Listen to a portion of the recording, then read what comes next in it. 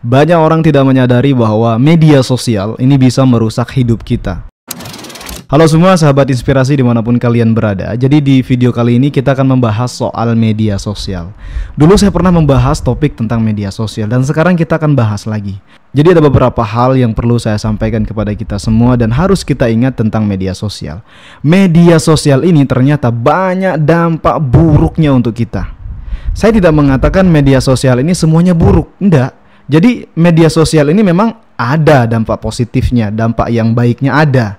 Contohnya seperti tempat orang berjualan, ya, tempat orang berwirausaha, itu adalah dampak positifnya. Namun pada kenyataannya itu terlalu banyak dampak negatif yang ditimbulkan terhadap orang-orang. Orang baru kenal media sosial, orang baru mengerti media sosial, sehingga dia tidak bisa memilah bagaimana cara menggunakan media sosial dengan baik dan bijak. Maka dari itu kita di sini akan membahas apa saja dampak negatif ya yang ditimbulkan oleh media sosial. Jadi yang pertama teman-teman, waktu kita itu akan habis sia-sia. Jadi kadang yang sering dilakukan oleh orang-orang yang suka main media sosial ini adalah kadang-kadang sibuk bikin status. Ya, dia galau, dia pusing, itu dia sibuk bikin status.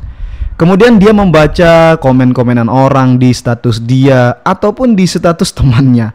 Dan ini akan menyita waktu kita. Kita terlalu kepo dengan kehidupan orang lain. Ditambah lagi kita membuka reel atau video-video singkat yang tidak ada ujungnya.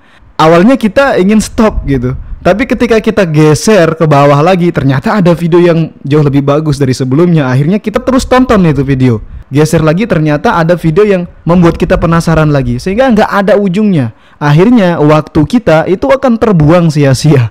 Makanya teman-teman, kalau kita terlalu sibuk dengan media sosial kita, kadang-kadang bisa menghambat ya segala kegiatan, segala aktivitas yang seharusnya kita lakukan di dalam kehidupan nyata kita. Jadi itu yang pertama, terlalu menghabiskan waktu sia-sia. Kemudian yang kedua adalah kita tidak sadar kecanduan narsis.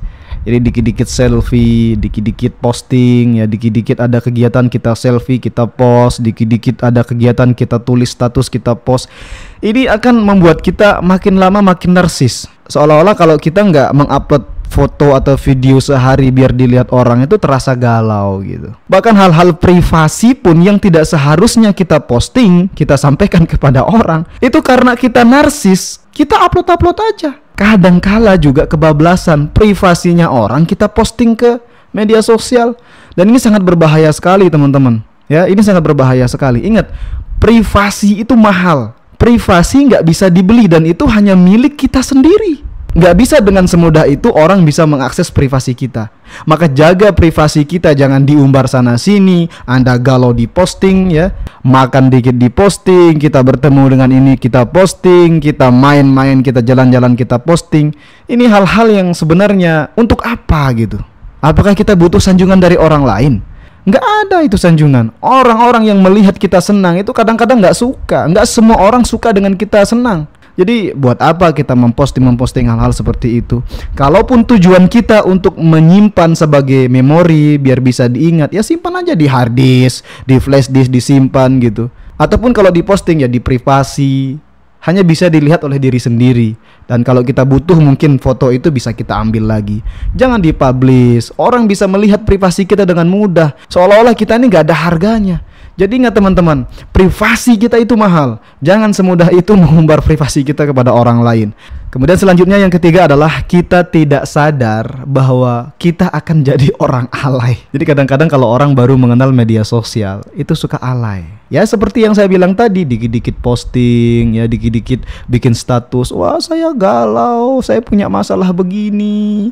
Emang orang yang lihat status Anda ketika Anda galau, emang mereka mau bantu Anda? Enggak. Mereka hanya kadang-kadang komen, suka nanya, kamu kenapa? Kamu kenapa? Terus kamu jawab, saya begini, saya begini. Nanti yang kamu sampaikan itu yang sebenarnya adalah privasi, kamu umbar ya, kamu jawabin mereka bisa menyebarkannya kepada orang lain.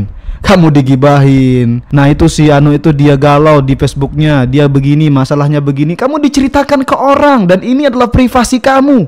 Masa kamu mau privasi kamu diumbar kemana-mana sama orang lain? Jadi ya jangan semudah itu ya memposting sesuatu, apalagi perkataan-perkataan yang tidak ada manfaatnya. Ini bisa bikin kita alay.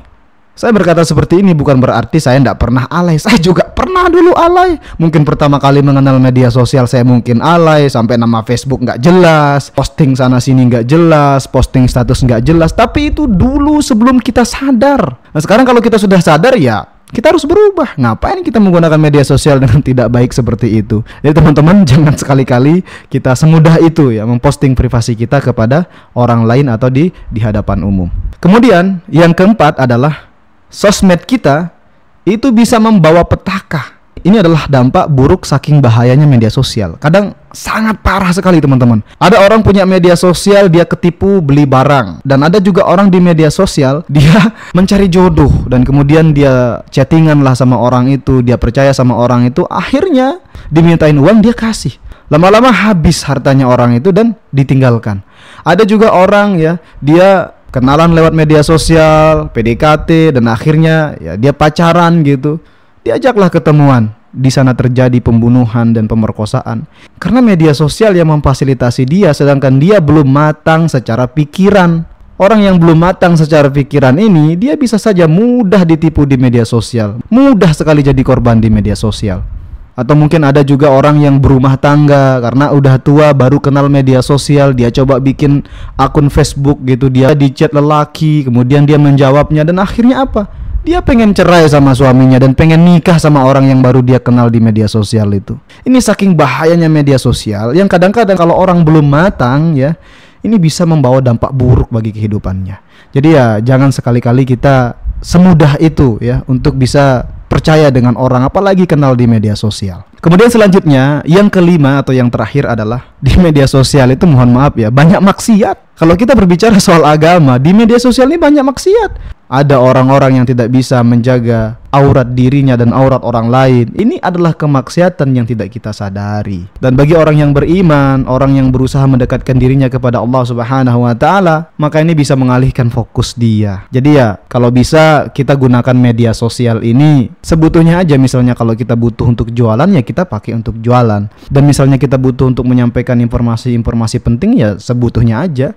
Kalaupun kita gunakan untuk berdakwah juga sebutuhnya aja. Jangan sampai kebablasan gitu. Ya jadi itulah teman-teman ya beberapa hal dampak negatif yang ditimbulkan oleh media sosial. Saya nggak mengatakan bahwa media sosial ini semuanya buruk, enggak. Ada juga manfaat positifnya seperti jualan, kita bisa menghubungi teman kita yang ada di luar, yang kita tidak punya kontaknya juga bisa. Ada manfaat positifnya. Tapi kebanyakan sekarang yang kita lihat saat ini adalah dampak negatifnya. Jadi berhati-hatilah kita dalam menggunakan media sosial jika memang kita ingin menggunakan media sosial. Terima kasih ya, itu saja video yang dapat saya sampaikan kali ini. Semoga bermanfaat dan sampai jumpa di video selanjutnya. Selalu salam inspirasi.